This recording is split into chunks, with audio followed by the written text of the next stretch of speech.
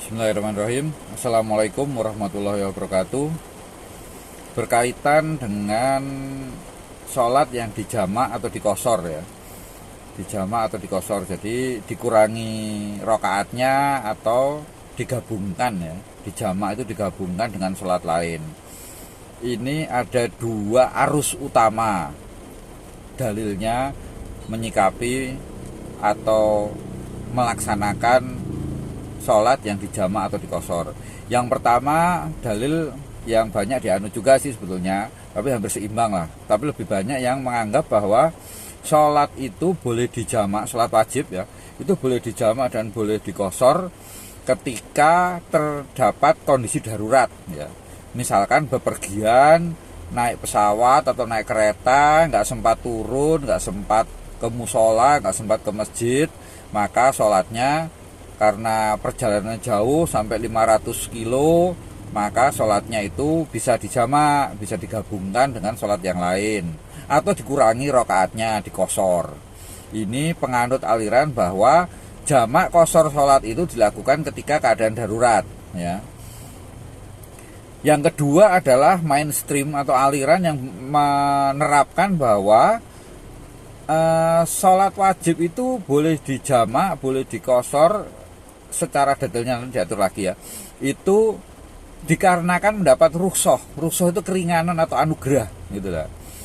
Jadi ketika dia bepergian, misalkan di atas 100 kilo, tetapi sebetulnya ada musola yang dilewati atau masjid yang dilewati, itu ada, tapi dia tetap melakukan sholat yang dijamak dan dikosor, atau dijamak atau dikosor, dikurangi rokaatnya atau digabung atau kedua-duanya.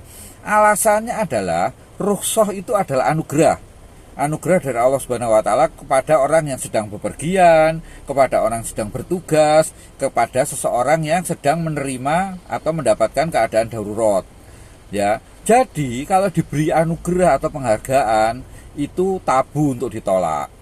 Jadi ada baiknya diterima. Misalkan ini pergi ke Eropa, atau pergi nggak usah jauh-jauh ke Eropa, dari Jakarta ke Papua itu misalkan, atau ke Kalimantan atau Sulawesi, itu kan 4 jam atau 5 jam ya, itu udah dijamak dan dikosor misalkan. Bahkan yang ke Sumatera itu pergi sekitar 2 jam, itu udah dijamak dan dikosor.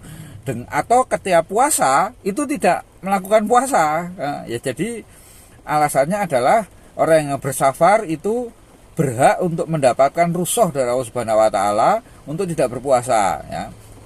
Jadi konteksnya udah bukan sholat saja ini, juga dengan puasa wajib ya.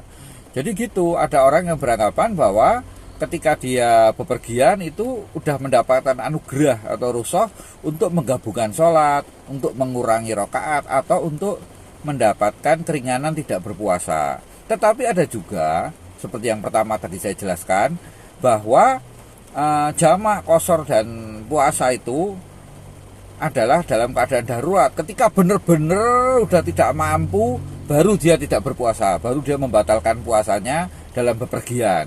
Itu baru dia menggabungkan sholatnya ketika sudah sangat tidak mungkin melakukan sholat, baru mengurangi rakaat sholat ketika benar-benar capek. Jadi ada dua ini ya, ada dua kelompok atau dua mainstream. Dua-duanya benar, nggak ada yang salah ya. Menurut saya sih seperti itu, karena semua ada dalilnya ya. Assalamualaikum warahmatullahi wabarakatuh.